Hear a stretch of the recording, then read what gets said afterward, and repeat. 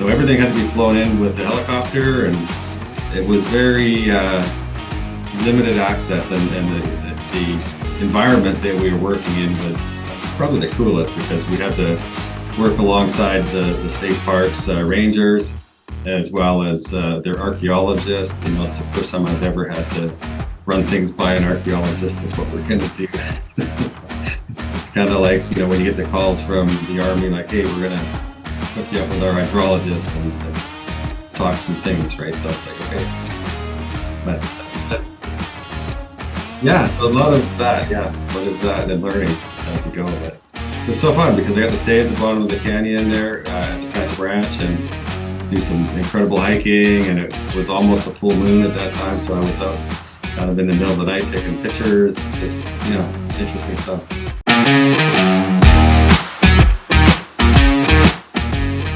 Welcome to another episode of WyzeCast, the show that elevates voices, shines the light, showcases the gifts of our heart-centered guests, and amplifies the positive differences they are making in the world.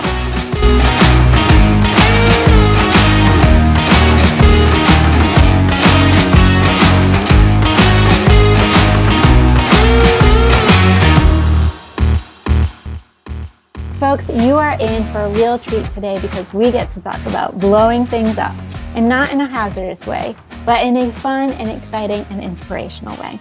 Our guest today loves to blow things up. From an early age, he loved building things, taking them apart, and looking for ways to make them better. He loved the challenge, still does. The bigger, the better. Today, those projects range from underwater blasting and braking, tunneling jobs, to helicopter and remote access jobs. He's assisted the government. He's worked alongside archaeologists. He's assisted with jobs that range from underground mining projects all the way to multi-million-dollar luxury custom home projects built on the side of a cliff. When people are literally stuck between a rock and a hard place, this guy, our guest today, is the one that they call. He is your man. My name is Melanie McSally, your host for today's episode. And without further ado, I would like to give a warm welcome to Dennis Wager. Dennis, welcome. Thanks, Melanie. I really appreciate the chance to come on. This is great. Awesome. So I remember when we first started working together, I used to tell all of my family and friends I work with the guy who blows things up. So why don't you tell our listeners what you do, what your company does, who you are, a little bit about yourself. Sure. Yeah, happy to. It's actually true. That's what I do, is blow things up. We do some really high profile blasts, and we do some not so exciting rock splitting, and we do things like taking rock out of the basements of houses, for example, splitting boulders when they're doing excavations and they encounter boulders, to, you know, big blasts in, say, the Seymour River after a landslide, or breaking out rock in a trench at the bottom of the Grand Canyon. So I've been very fortunate to be involved in some really cool jobs. Awesome. So that leads me to ask, what is the coolest job you've ever done? Not to like limit anybody, because they're all cool, right? But like, what sticks in your mind? It must be the Grand Canyon. Yeah, the Grand Canyon was very cool because it was all helicopter access. So the job was at the bottom of the canyon. So everything had to be flown in. So we flew in a mini excavator, a Cat 305, and we flew in a Bobcat and an air compressor and all of our expanding grout, and myself. And then I got to go down and train the guys. We worked with a company from California, and I taught them how to use our expanding grout, which I've developed in a lab here in the US, and then have it made overseas and shipped in. So everything had to be flown in with the helicopter, and it was very limited access, and the environment that we were working in was probably the coolest because we had to work alongside the state parks rangers, as well as their archaeologists. You know, it's the first time I've ever had to run things by an archaeologist of what we're going to do. It's kind of like, when you get the calls from the Army, like, hey, we're going to hook you up with our hydrologist and talk some things, right? So it's like, okay. Yeah, you're like, what is that? Yeah, so a lot of that, yeah. What is that? And learning as you go. But it was so fun because I got to stay at the bottom of the canyon there at the Phantom Ranch and do some incredible hiking. And it was almost a full moon at that time. So I was out kind of in the middle of the night taking pictures. Just, yeah, interesting stuff. So many follow-up questions I have. First of all, I have all of these images going through my head of you helicoptering all this equipment in, and I have I have this imagination of all these people reporting UFOs or something. Yeah, I know it doesn't look like a UFO with a big helicopter hanging out an excavator from the bottom. I can imagine. It's different, yeah. Yeah. Awesome. So I've heard you talk about that you help people build homes in places that they otherwise couldn't because you remove literally all the roadblocks in the way. You want to talk about that for a minute? Yeah, sure. It's kind of funny. It's like, when my phone rings, I honest to God, look at my phone and like, oh, I don't know this number. It must be good. So I'm the first guy to answer the phone, and it's half the time somebody with a problem like, hey, I'm excavating and I found this big rock. What do I do? Or, hey, we're bidding this job. There's, this so many thousands of feet of trenching and there's rock. We're like, this week it's been, I got an email from Dubai, like, oh, we're doing this job and we can't get the rock out with our excavators and hydraulic hammers. And, we found you online and we see you have this magic chemical stuff. Will it work? And that's honestly where a lot of our conversations start from. So it usually just starts with a conversation. Like people, they either have one of the two P's, I call it. They have a problem or they have a project. So a project is when you're going to encounter rock and you don't quite know how to deal with it. So that's where we can help. And we specialize in all the alternatives to where you can't blast. So all the guys that do the high explosives blasting, like the pits, the mines, they know what they do and they do that on a daily basis. But there's so many jobs where you just can't blast, or you're beside a house, or you're wherever vibrations are an issue and you're just not allowed. It's just prohibited. So that's where people struggle. Yeah. It's funny. I watch all of these home improvements with my parents because I grew up in construction, and whenever they do the estimate in the budget, they always align. They never leave extra money for the problems, and you're like, oh. Or yeah, and that's a question that we get all the time too. It's like, how much is it going to cost? And unfortunately, they never like my answer because I don't know how much it's going to cost. I know what our rates are, and we charge by the hour, and we can set up certain sizes of crews, and we can apply different methods. And I always, take pictures from them, or sometimes if it's local, I'll go by the site or send somebody to go by the site. But I always just put it in a range of, I think it's going to be this long to this long, and it's about this much to this much. But an actual price, like, you never know, right? And we do a lot of jobs, and I'm sure it's the same in Boston as it is here. Like we get like affluent areas such as Whistler and West Van. There's lots in Arizona too, where they built these houses decades ago when land was cheap, and they just didn't bother taking out the rock. So now you have a house, which is, it used to be worth, $300,000. Now the average house is $3.5 million. And guess what? It's all full of rock in the basement. So now all of a sudden it's worth it to take that rock out and build that out into a new space. Absolutely. So for our listeners who don't know, Dennis is from British Columbia in Canada. So Dennis, tell us where, because I know you're not limited to Canada and where you help people. So why don't you give us a little bit of idea of the regions that you work in, where you're expanding to, who you help? Yeah, we'll go anywhere. So we do a lot in the US and a lot in Canada. It just seems to be like, well, the rocky areas, provinces or states So, like we don't do hardly anything in Mississippi or Louisiana, but you get up into Virginia or North Carolina or New York, and guess what? There's lots of rock, and it's always where there's lots of rock and there's population and people have money to take care of the rock or to remove the rock.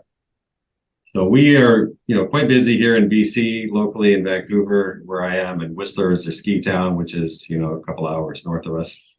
But also in Ontario and in Quebec, some in the Atlantic Canada region. But yeah, we kind of skip the prairies because it's just kind of like Mississippi. There's just nothing there for rock, right? Yeah, so you're bookending the Americas, right? East and West Coast. Yeah, yeah. And staying out of the center. Just stay out of the center, yeah. That's exactly it. So we have now a warehouse in Seattle. So we have inventory there and we ship it, anywhere in the US. We're going to be opening up another warehouse in Buffalo so we can service the East Coast from there. And yeah, we're starting to dabble in other countries, like Dubai or Saudi Arabia or Australia, the UK, those kind of other countries. And it's really, what's really cool, Melanie, is like this business isn't that old, and we've really come like a huge way. Like, we've developed these smart cans, we call them, which are like smaller 10-foot square shipping containers, and they're custom outfitted with all of the holders for our drills and jackhammers and hoses and everything that we need. And we've developed like a heating system to heat the grout overnight, so that's its own separate container. We have our trucks all branded, the containers all branded, so they could literally just get moved to a site on a 5-ton crane truck and set up and go to work. So we can set up in San Francisco, we could set up in Boston, we could set up anywhere, right?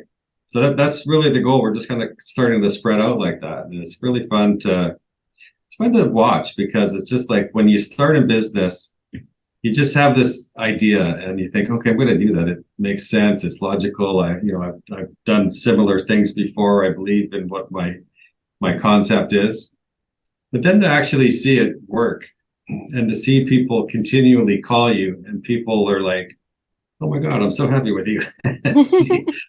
see your Google reviews, like 5 stars and all these nice positive comments. You think, wow, I really did that, So that's what's been amazing.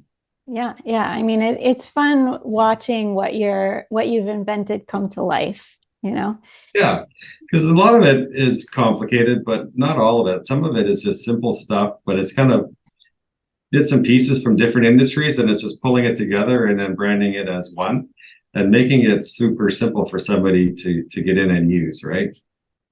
Yeah. I mean, in the tech space, we're always innovating, but we're not just innovating in tech. We're helping businesses innovate, right? So we're helping them brainstorm new inventions, new opportunities, all the things. And one of the easiest ways to invent something new is to steal it from a different industry and create it for your industry. And so I love what you're saying here, because it just re-emphasizes that point of like, just because it's not new doesn't mean it's not new, Right. Yeah, exactly. And it's honestly like these people that call, they're literally stuck. Like they don't know what to do, right? Between a rock and a hard place. Yeah, no, that's the name of my book. It's coming out soon. Mm-hmm. And yeah, I'm glad you mentioned that, because it's just like the whole emphasis or the whole basis of the book is really on starting a business from nothing. And I've done that several times in my life. And it's taking chances and kind of just making steps happen, just going step by step. But it's cool when you can help people through that, whatever stage they're stuck at, helping them kind of pull it together. And not everybody listens to you, but most do. Yes, I know that too well. That's Why okay. am I failing? Because you didn't listen to me. They listen to me. Yeah, exactly. Okay, so you have a book, you have a business that blows things up. you have these innovations, these hardcore products that you also sell. So people don't necessarily have to hire you to come out. They might just use one of your products. Do you want to talk about those for a second? Sure. So we have two products. One is an explosive and one is not. One is a powder. It's an expanding grout that we manufacture. And it's very simple to use. It's a powder you mix with water. You simply drill your holes in the rock and pour it in, and it expands overnight and cracks your rock. And we can manipulate that by the diameter of holes that you drill and the spacing that you put your holes at. So we can control how much power we want to put into the rock. And it's really a matter of just matching up what the grout will do versus the hardness of your rock. Or concrete. It also works the same in concrete. Yeah, and then the explosives, we do training on that. We teach people how to use it, and then we supply the product. So there's certain cases where, say, if you're in a job where you can't use blasting like typical high explosives, you may be able to use our low explosives, which go off differently. It's like a softer explosion, still like instant to the eye, but the vibrations are less than half, and that's typically what people worry about. Is they don't want the vibrations and they don't want the fly rock issues or problems. And then if you can't use that, then the grout, you can use the grout anywhere. How safe is it for people to use explosives themselves? It doesn't sound very safe. No, that's not. I come from Massachusetts. We encourage this kind of behavior. That's why they have these things, Melanie, called regulations. And we have to fit into those. We're a very regulated state. So yeah, or they have these other consequences. I think you can go to jail. Yeah. Just so you know, YouTube and Spotify, we are not blowing things up on this channel. No, that's right. Yeah, that's it. But yeah, no, it is a trade you got to learn, and in most provinces, well, in BC and in Newfoundland, you have to get your blasting license from like WorkSafe BC or whatever it is in Newfoundland, and I believe California and some of the other states are also very strict, but a lot of the states kind of in the middle again, same as Canada. It's kind of like, Wild West, just kind of do what you want. You're on your own, yeah. Well, no comment there.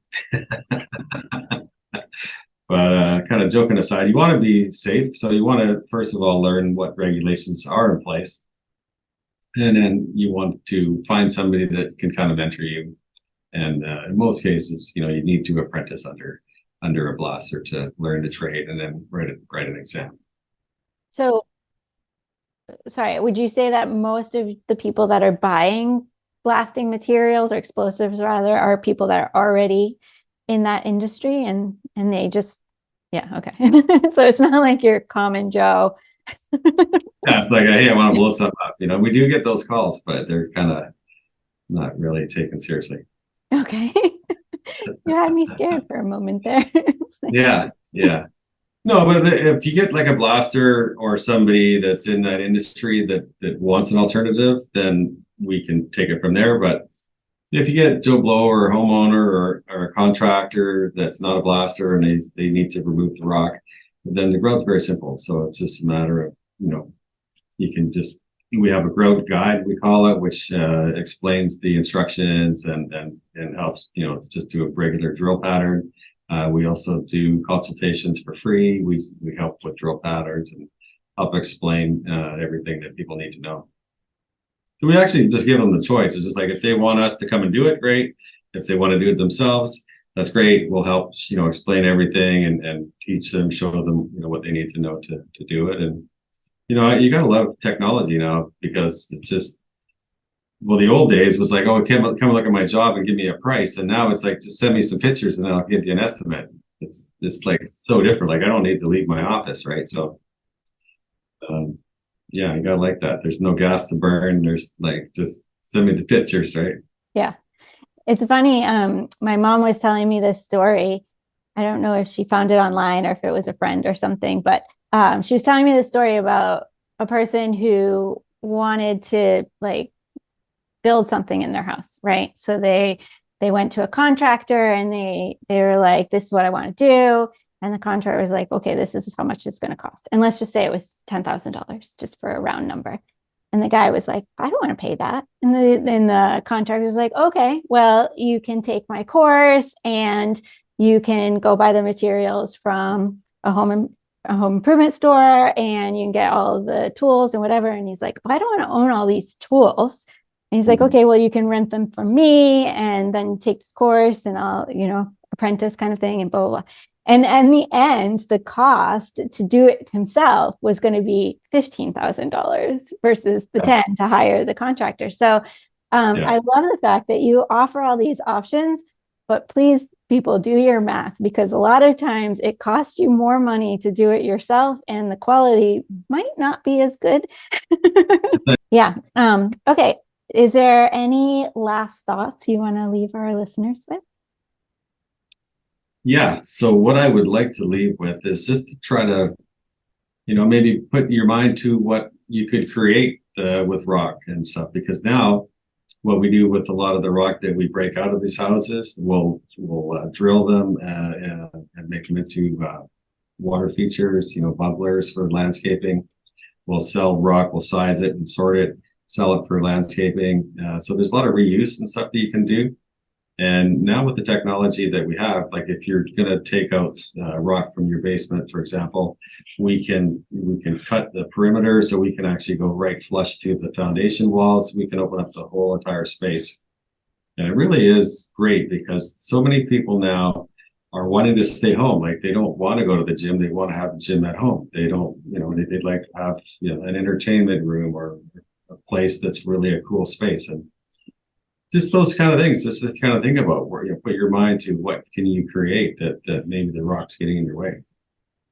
I love it. Not only are you helping people remove rock from dwellings or their vision home, but you're also allowing them to take that material and create something gorgeous out of it. Kind of like they do on those shows where they depict repurposing wood, like in house remodeling projects. So not only are you helping people create beautiful spaces in places otherwise unavailable due to obstacles, but you're also helping with sustainability by repurposing this rock. That's amazing. And also we're really expanding more into more managing partners, which is like people that could take on a territory, whether it be California or be Nevada or wherever it might be. And then just grow that area. So it's really great because you can involve people to do the work, and you can involve people that are getting the rock removed, and you can involve people that are purchasing the rock as a new beautiful landscape. So it's really touching on a lot of different aspects, and it's helping a lot of people. Awesome. So what kind of person would be a good fit for taking on a territory? Are we talking businessmen, construction folks, anybody? Like what type of person? The type of person would be, excuse me, the ultimate type of person would be somebody that's in construction, maybe has some small machines, bobcats, mini excavators, trucks, either excavating or landscaping or that type of field. But even just any kind of construction background and willing to, pound the pavement, get some people, some work going. We do a lot of marketing. I've got an excellent marketing team, so we can make the phone ring. And it's just really somebody that's got a good common sense of bringing on a crew, and going to get the jobs done and working together. So we can help mentor them, train them. We can, we provide all of the tools, all the equipment, and it's really just somebody that would fit into running an area. Awesome. Well, folks, Dennis has given you a wealth of information and so many different ways that you could work or partner with him. For those of you viewing, the link is below. For everyone, the link, as well as all of his contact information, will be in the description. If you find yourself literally between a rock and a hard place, you have a rock that you'd like to make into something beautiful, or if you're in the industry and you would like to partner with Dennis for your territory, then I highly suggest that you reach out to him. Dennis, thank you so much. It has been such a pleasure having you here today and getting to talk about fun things. It's so nostalgic for me because I'm a construction baby. So thank you for being here, for making me laugh, and for reminding me of my childhood. Yeah, thank you. It was great. I really liked chatting with you, and it was really good. Thanks. I want to thank our listeners for tuning in. If you like what you heard here today, please do like, share, and comment. We are trying to get WyzeCast to be a hot new release. So if you feel inspired, if you felt moved, if you felt called, if we earned it, please do like, share, and comment. It is free for you to do so. It really helps the podcast grow, and we really do love your engagement. This was another episode of WyzeCast, the show that elevates the voices, shines the light, showcases the gifts of our heart-centered guests, and amplifies the positive difference they're making in the world. If you want to learn more about WyzeCast, you can visit our website at wyzecast.com. We drop 10 episodes every month on the 21st, so you can binge watch or spread them out over the month, whatever suits your mood and lifestyle. Once again, my name is Melanie. It has been my pleasure being your host today. Thank you for listening. Thank you for watching. Thank you for your engagement. And I invite you to come back and join me once again for our next episode of WyzeCast.